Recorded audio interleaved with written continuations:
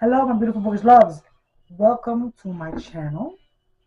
First and foremost, just in case you hear a bunch of drilling, I apologize. They're working on my porch. And today's the only day I have to record this, and I'm recording in my reading room. So you're going to hear that in the background. It's annoying, but it is also life. Um, it is what it is. I don't, it is what it is. I don't know. Happy Friday. I'm probably not gonna post this today. I'm just so used to saying the date because whenever I make content, either for here or for TikTok, and cross post it over to Bookstagram, um, then I make the thing and then I post it because I'm not making anything glamorous or super amazing. But I'm very busy today, and again, today's the only right now is the only chance I have to record because next week my kids are on Thanksgiving break. Can I record with my children in the house? Absolutely, I can. But it's just easier if they're not here. And they will be here all week. So here we go. All right. Today's video. Today's video is going to be about book series that I've started and that I will never finish. And there's a reason why I'll never finish them. And I have two of them because they're the two most prominent ones that I could think of. And some of the books on my shelves. All right. All right. All right. All right. All right. Let's get to it. The first one I'm going to show you is the Black Dagger Brotherhood series. Dark Lover is book one. Urban paranormal romance. There's vampires. There's vampire romance. Do I love the series? Up to a point, yes. Wait, before I say that, hold on. Back it up. Shut up, Debbie. Back it up. When I say when I want to talk about like now, it's not to deter you from ever reading these stories.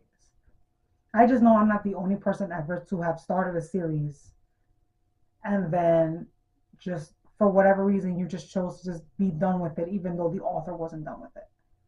I'm not the only person. I just don't really ever see anyone talking about it. But that doesn't mean that I think that no one should read them. And these aren't unpopular books. They're not new. I've been reading these I was reading these years ago, and I stopped several years ago. So it says here 2005. So these came out a bit ago, babies. um, but it's not never to deter you. I would never deter you from reading any book ever, even if I don't like it. But I know there are things that are for me that someone else I'm like, this is for you. You will definitely love this. Enjoy. Okay, so let me get that out of the way. But okay, back to Dark Lover. When I first picked the series up, absolutely love it. I was in vampire mode. Um, it is paranormal romance. So like, it is a bunch of vampire warriors. I mean, they're like, they're 8 feet tall. They got like 14 abs. They're super strong. They're super powerful. They're hot as fuck. That's how this runs. And the women are beautiful and they're intelligent and all that. That's how this works. It's a formula, and bitches eat it up. I'm one of them bitches. Um, for this particular series, it's a couple per book, right? And then there's an overall story arc in the background. Great. The men in question, the vampires in question, have names like Wrath and Vicious and Sadist, and like Vicious is spelled Vishous, Sadist begins with a Z, shit like that. All right, all right. Again, I ate these up like the first, I don't know, 13 maybe. I can't remember now. And I love them from Dark Lover up until whichever number is the king. Should I have looked it up before starting this? Yes, so I could tell you specifically like this was the number, yada yada yada. But I did it, and it doesn't really matter because numbers never stay in my head anyways. So I would have forgotten it anyways. Um, but anyways, absolutely loved it. I was actually enjoying the overall story arc. Now, this particular series has a bunch of spin-offs. At some point, I think after the king, she began to lose me. The author began to lose me because I felt like I was interested in the war going on in the background. I was interested in the villains. I was interested in the world that she had built. Um, but I felt like she was then not really. keeping up with that. I was interested in it. Now, some people can read it and be like, I don't give a shit about plot. I just want like the smart of the romance, and that is perfectly a-okay. And I've done that plenty of times. But for this particular case, I was interested in the overall story arc as well as each couple because I loved each couple. Um, but still, she was beginning to lose me, and then there were spin-offs. And she kept making spin-off after spin-off. And I know several years ago I tried to get back into it with the one called The Beast, and I couldn't get into it myself. And so that's when I knew it was time for me to bow out. Maybe they picked up again. It's kind of like when you're watching a show and there's like 20 seasons to a show. Not every season is going to be spectacular. I'm a Supernatural fan. I'm a Supernatural hoe. And there's like 2 seasons where I was just like not with it, and I stuck with it. But it was like 1 or 2 seasons where I'm like, I like the storyline, and it's fine, and that's always fine. But I chose to bow out of this, and I have some of these. I have maybe 5 of them on my shelves. Not even in like, let's say like 2 of them are hardbacks, and then I think 3 of them are in um, paperback form. I'll collect them up. I'll buy them. Boop, boop, boop, boop, boop. Let's try that again. I will eventually buy them. I'll thrift them. I'm not gonna. I don't have to buy these brand new. If I find them thrifted, which is how I found the other ones. Um, just have on my shelves because I would love to read them. This would be like a comfort read for me. I would read it for nostalgic reasons and still love them. I would still recommend them, but I stopped. I stopped with it, and that's fine for me. Next one. Uh, Nora Roberts writing as J.D. Robb, Naked in Death. This is the In Death series. I want to say there's like 45 of these fucking books now. There's got to be more. I don't know. I stopped probably around number 37, 38, 39, 40. One of those. I don't know. Nora Roberts is not an unknown author, very big. I want to say one of the very few authors who makes probably millions off her books. I'd be surprised at the amount of authors that don't make millions off their books. She is one of the rare ones. And this one she's writing as J.D. Robb. This is a detective novel, and it's set in a futuristic New York City. When I first read them, I loved them. Now I still love them. I have about 30 of them on my shelves. Books that I thrifted. These are paperbacks, so they're not expensive. I thrifted them, so most of them cost me between 50 cents and $2. We have here like a Detective Eve Dallas, and she's married to Rourke.